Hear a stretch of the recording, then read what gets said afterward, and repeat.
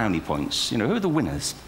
I think you'd have to conclude the whole purpose of public education throughout the world is to produce university professors, isn't it? They're the people who come out the top. And now, I used to be one, so there, you know. And I like university professors, but, you know, we shouldn't hold them up as the high watermark of all human achievement. They're just a form of life, you know, another form of life. But they're rather curious, and I say this out of affection for them. There's something curious about professors. In my experience, not all of them, but typically, they live in their heads. They live up there, and slightly to one side. They're disembodied, you know, in a kind of literal way. You know, they look upon their body as a form of transport for their heads. You know, it's... Don't they? It's a way of getting their head to meetings.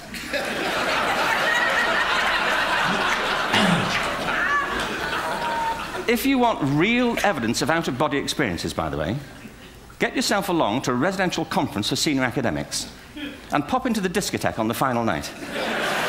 And there you will see it. Grown men and women writhing uncontrollably off the beat. Waiting to end so they can go home and write a paper about it. Now, our education system is predicated on the idea of academic ability.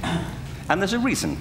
The whole system was invented around the world. There were no public systems of education really before the 19th century. They all came into being to meet the needs of industrialism. So the hierarchy is rooted on two ideas. Number one, that the most useful subjects for work are at the top. So you were probably steered benignly away from things at school when you were a kid, things you liked, on the ground you would never get a job doing that. Is that right? Don't do music, you're not going to be a musician. Don't do art, you won't be an artist. Benign advice. Now, profoundly mistaken. The whole world is engulfed in a revolution. And the second is academic ability, which has really come to dominate our view of intelligence because the universities designed the system in their image. If you think of it, the whole system of public education around the world is a protracted process of university entrance. And the consequence is that many highly talented, brilliant, creative people think they're not, because the thing they were good at school wasn't valued or was actually stigmatized. And I think we can't afford to go on that way. In the next 30 years, according to UNESCO, more people worldwide will be graduating through education than since the beginning of history. More people. And it's the combination of all the things we've talked about, technology and its transformational effect on work, and demography and the huge explosion in population. Suddenly, degrees aren't worth anything. Isn't that true? When I was a student, if you had a degree, you had a job. If you didn't have a job, it's because you didn't want one. And I didn't want one, frankly. So, but now, kids with degrees are often heading home to carry on playing video games because you need an MA, where the previous job required a BA, and now you need a PhD for the other. It's a process of academic inflation, and it indicates the whole structure of education is shifting beneath our feet. We need to radically rethink our view of intelligence. We know three things about intelligence. One, it's diverse. We think about the world in all the ways that we experience it. We think visually, we think in sound, we think kinesthetically, we think in abstract terms, we think in movement. Secondly, intelligence is dynamic. If you look at the interactions of a human brain, as we heard yesterday from a number of presentations, intelligence is wonderfully interactive. The brain isn't divided into compartments. In fact, creativity, which I define as the process of having original ideas that have value, more often than not, comes about through the interaction of different disciplinary ways of seeing things. The brain is intentionally, by the way, there's a shaft of nerves that joins the two halves of the brain called the corpus callosum. It's thicker in women. Following on from Helen yesterday, I think this is probably why women are better at multitasking. Because you are, aren't you? There's a raft of research, but I know it from my personal life. If my wife is cooking a meal at home, which is not often, thankfully, but, you know, if she's doing... No, she's good at some things. But if she's cooking, you know, she's dealing with people on the phone, she's talking to the kids, she's painting the ceiling, you know, she's doing open heart surgery over here. If I'm cooking, the door is shut, the kids are out, the phone's on the hook. If she comes in, I get annoyed.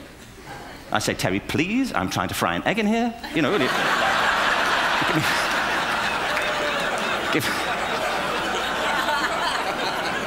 Give me a break.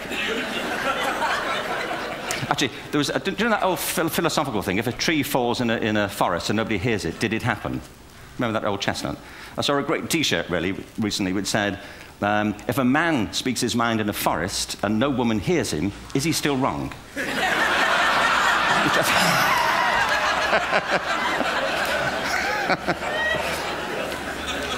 And the third thing about intelligence is it's distinct. I'm doing a new book at the moment called Epiphany, which is based on a series of interviews with people about how they discovered their talent. I'm fascinated by how people got to be there. It's really prompted by a conversation I had with a wonderful woman who most people have never heard of. She's called Gillian Lynn. Have you heard of her? Some have. She's a choreographer, and everybody knows her work. She did Cats and Phantom of the Opera. She's wonderful. I used to be on the board of the Royal Ballet in England, as you can see. And anyway, Gillian and I had lunch one day. I said, how'd you get to be a dancer? And she said it was interesting. When she was at school, she was really hopeless. And the school in the 30s wrote to her parents and said, we think Gillian has a learning disorder. She couldn't concentrate, she was fidgeting. I think now they'd say she had ADHD. Wouldn't you?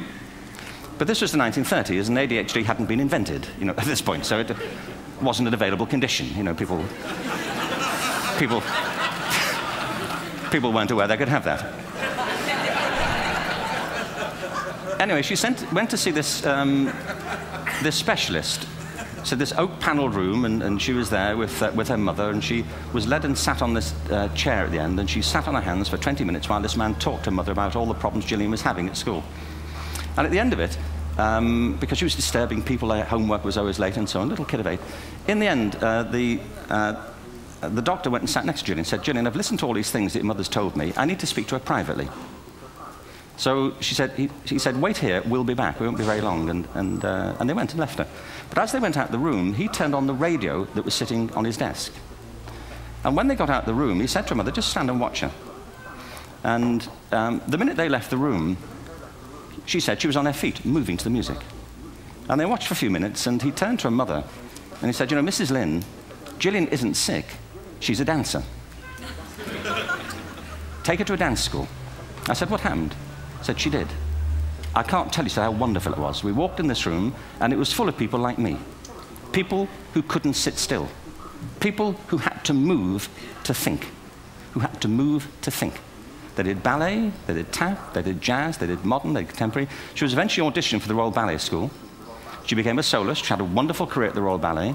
She eventually graduated from the Royal Ballet School, found her own company, the Gillian Dance Company, met Andrew Lloyd Webber. She's been responsible for some of the most successful musical theatre productions in history. She's given pleasure to millions, and she's a multi-millionaire. Somebody else might have put her on medication and told her to calm down. Now, I think